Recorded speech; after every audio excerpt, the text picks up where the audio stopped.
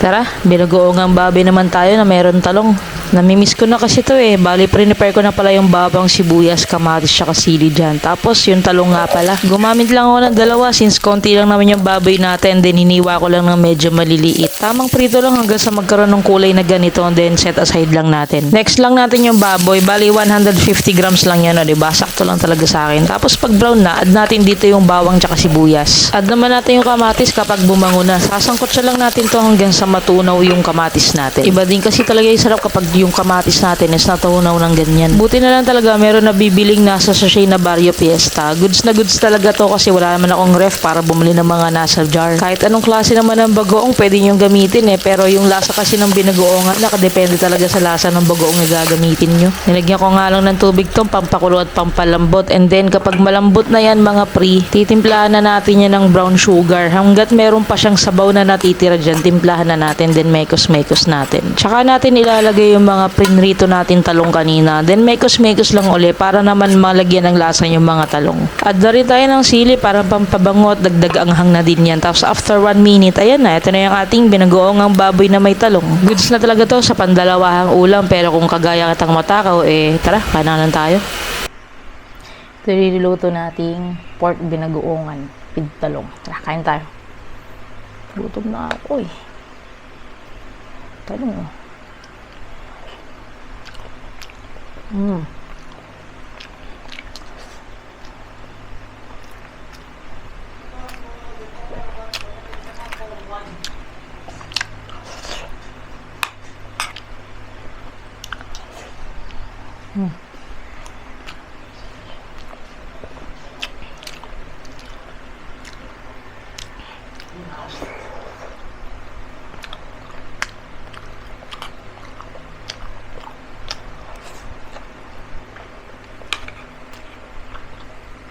Sakto lang sa pork tsaka yung sa talong yung bagoong.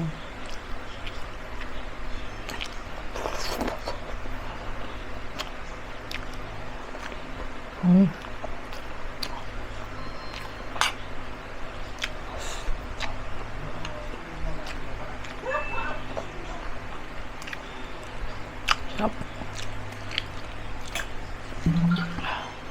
Tubig muna.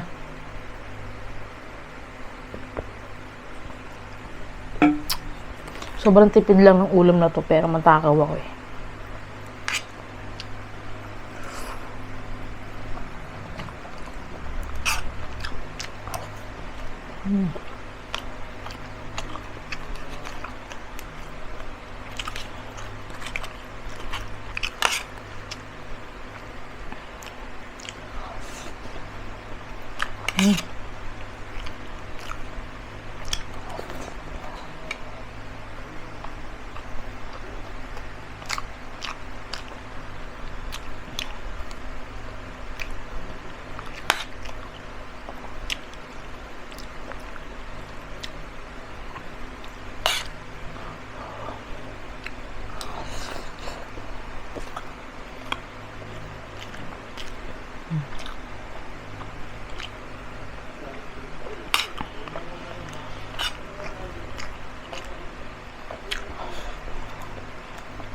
Sarap.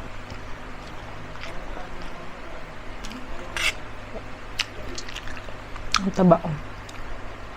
Favorite. Itata dinagdagan ko yung talong.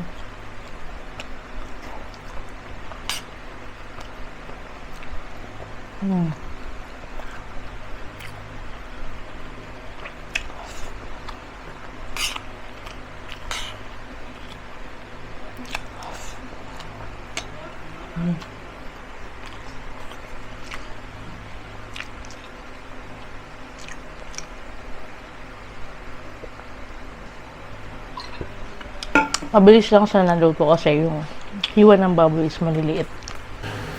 Yamot na talaga ako sa SD card ko. Alam niyo yung hindi ko na alam saan ako naghuling nagkwento, ganun. Ayan, buti na lang di pa ubos.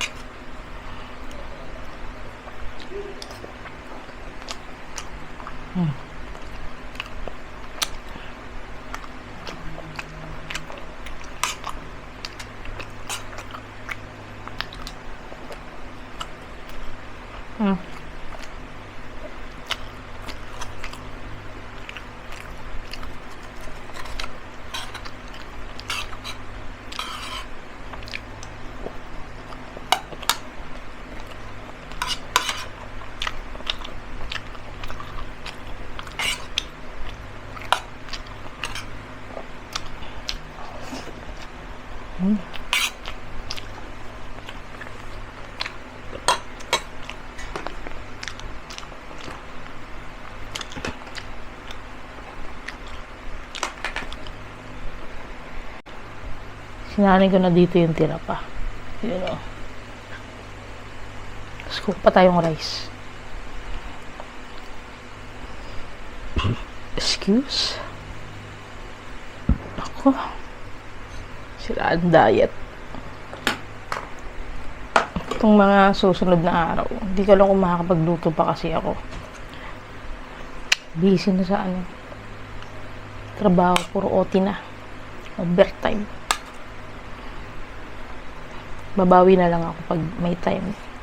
Pero pag wala, bili-bili na lang.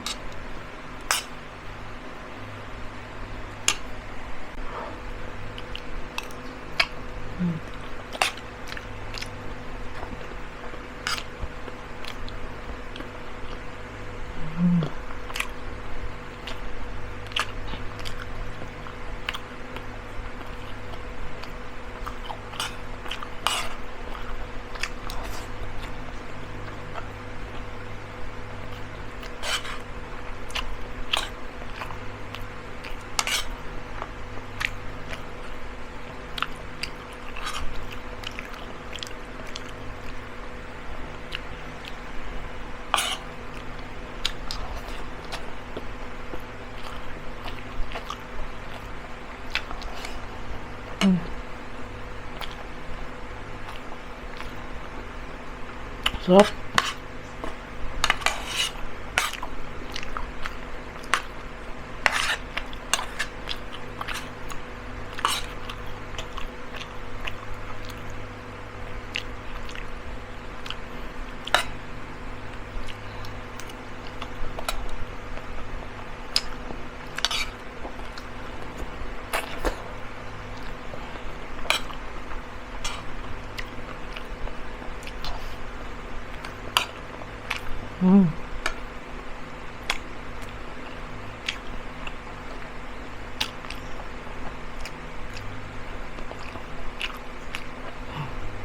Grabe.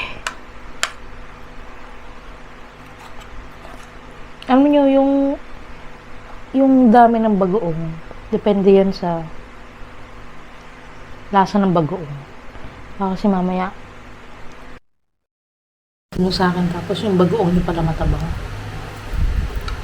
Disconnect. Mag-disconnect yung mic. Hiya mo na.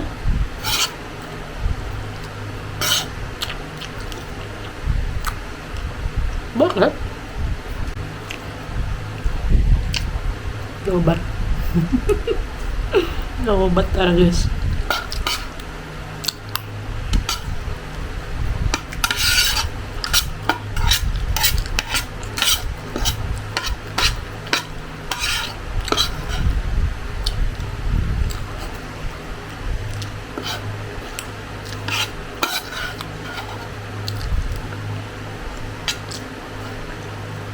Lasang puro taba.